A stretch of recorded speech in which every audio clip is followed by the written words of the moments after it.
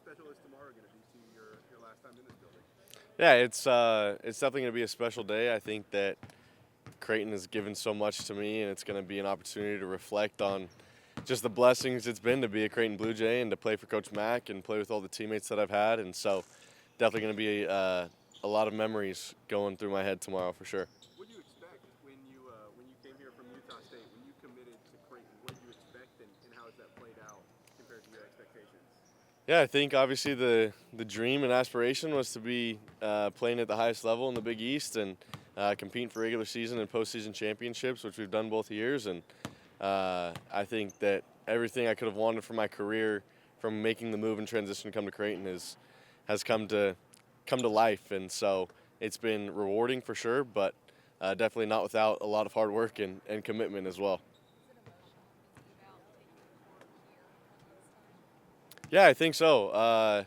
Thinking just about when I started my college career and the gratitude I have for the coaches who took a chance on me is a 6-foot point guard in the college game. There's not a whole lot of us out there, but I think that it makes you think about how many other people are involved in your success as a player, as a person, and a lot of people to be grateful for. So there's definitely some emotions taking it, one last time. Not to get too sentimental, but is there anything that you've been thinking about that's going to be either your biggest takeaway or your biggest lesson that you're going to take from your 2 years here? Yeah, that's a good question. I think that Coach Mack does a great job when it comes to a whole season of a lot of highs, a lot of lows, of just being steady. And I think that that's something that you need to take into life. I think even throughout my time here at Creighton, there's been highs, there's been lows on and off the court. And I think that just having the constant example of Coach Mack to look towards has been great. And I think that there's so many things, but I can't fail to mention that I became a father at Creighton, and Tommy, all the joy that he's brought Peyton and I has been something that I think will allow us to call Omaha one of our homes forever.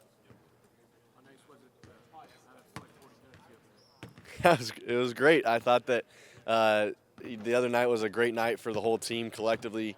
A lot of guys made some big plays and stepped up into some roles that I think are going to be big for us coming down the stretch into our final home game against a really solid Butler team that's playing really well as into the Big East tournament. And so I was loving my time cheering on my guys on the bench the other night. It was awesome. One more for Steve.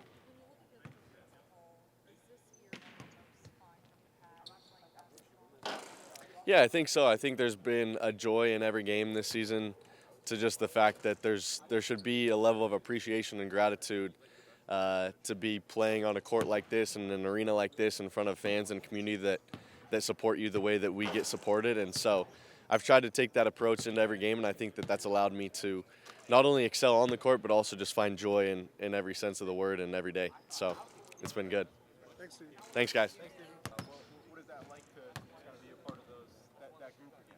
Yeah, I mean, it's really cool. It's a huge honor when you're considered in the top 5 of your position. So, yeah, it's a big honor, but we got some things to accomplish first before I can worry about that. What kind of emotions do you have right now? Trying not to think about it too much. Trying to get a win before I really let it sink in. So we'll see how I am after the game, but staying away from thinking about it so far.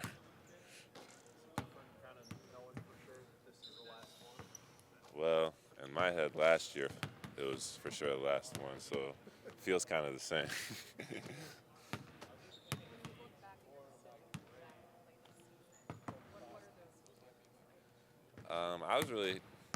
Both me and my wife were really happy we decided it came back. It ended up working out really, really great. I think it's setting us up better for the next part of our life in the NBA. So, yeah, we're really happy with the choice we made, and we're really grateful for everything Creighton's done for us. Zach, what's going to be your biggest takeaway and lesson from not only your entire career, but maybe even that this? I think just, the example Max sets for all of us, like how to be a good person, how to care for people. Like, the basketball stuff is awesome and a lot of fun, but, like, Mac really was a big part in making me who I am today. So, like, just taking that away and trying to pass that on to me if I ever get into coaching.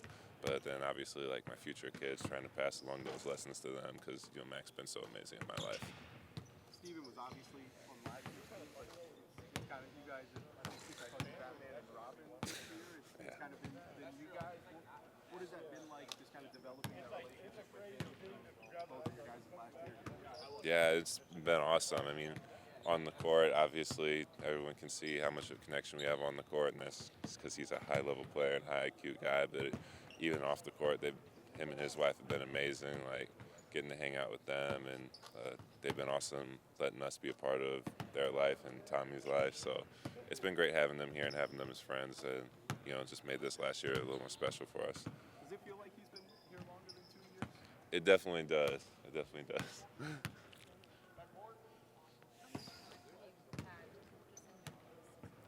It's been a lot of fun. I mean, even when we were struggling early in the year, like this group of guys is so amazing. Like you just have fun coming to practice every day. It's not a drag to come to practice. You show up at the gym and you're excited to work.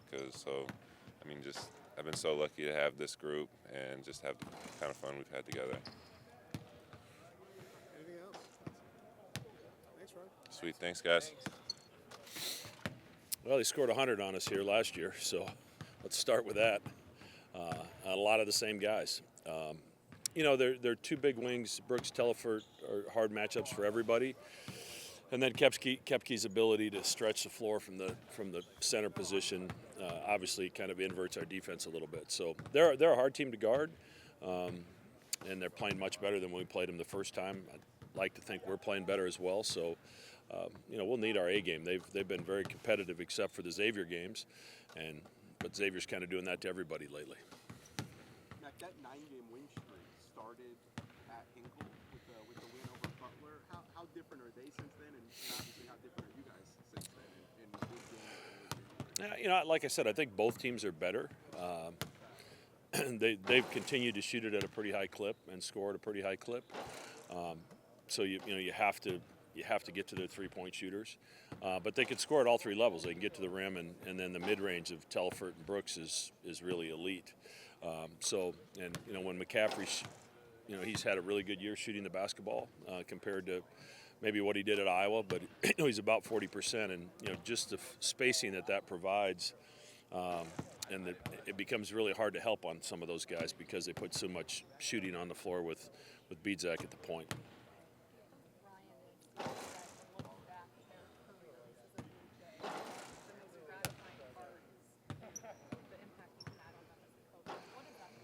Probably means they want me to go easy on them in practice today. Obviously, Kalk's become like a son to me. It's been 5 years together, and watching his growth is, one of the prouder things I've been involved in during my coaching career. Just to see what he started as, and there were times I don't think he even really believed in himself, but he was surrounded by a group of people that believed in him, and to see what's happened and what's transpired that's why you get into this profession. And then Stephen just complements his leadership. You've got kind of the gentle giant that doesn't say much, and then the little point guard that doesn't shut up. So they've been perfect for each other. But Stephen mentioned it earlier today about while Ryan doesn't say a lot, he has a huge influence when he does, and people respond to what he says, and he always says the right things because he's not about himself. He's about everybody else, and that's what's made those two really gratifying to coach. And obviously Sammy's been here 5 years as well, and has lived and died this program. And then we only got Jemiah for 1. So senior days are different than they used to be because of the amount of movement in college basketball. But the 4 guys that are going to be out there tomorrow night have impacted our program in a huge way. Mac, you would know by talking to Ryan that he's one of the best players in program history. He's just not that outspoken type of guy. Does that add to kind of the legacy? Is that he's done it so selflessly? Yeah, he never wants it to be about him. He's never been that way, and he's about other people and trying to help other people, and the impact that he's had on his teammates. The guys love him, but he's just not one to blow his own horn. That's just not how he's wired. Obviously, he was raised by 2 wonderful people, in Craig and Lynn, and he's about all the right stuff. And in this era of changing landscapes in college athletics, if you want to know why our culture is still the way it is, Ryan Kalkbrenner. There was no NIL or transfer portal when he started here, and that locker room has remained strong because of his influence. And now you add Steven to it and how that complements Ryan. We've been able to kind of navigate some pretty stormy seas in college athletics because of those guys. On that same note with Steven, did you? I asked him the same thing. If the 2 years have been what he thought they'd be when he entered the portal and committed here, have they been from him what you thought they'd be? Yeah, I mean, I think our fan base when we lost Ryan Nemhard is like, okay, how's this going to look? And I think Steven probably, he would admit it, the first 14 or 15 games, he probably tried to be somebody he wasn't, to try to live up to what R2 did when he was here. And when he started just being himself is when he's flourished. And he's gotten better in every facet of the game. Defensively, he's improved immensely since he first walked on campus. Obviously, he had to change roles from last year to this year. Trey and Baylor had the ball in their hands a lot last year, and we started this year very similar with Pop sharing a lot of those ball handling duties. And with the injury, it's all fallen on him. And he's embraced it. He's shouldered it. And he comes to practice every day with a positive attitude, and that permeates throughout your locker room. Anything else? Your favorite March Madness game ever? That's a good one. That's a good one. Favorite March Madness game Whether ever? you watched it or coached it or anything. Well, it sure as hell isn't going to be one I watched. Why not?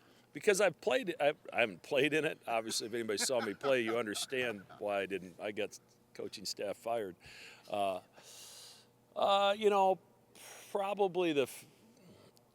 Probably the first win at Creighton.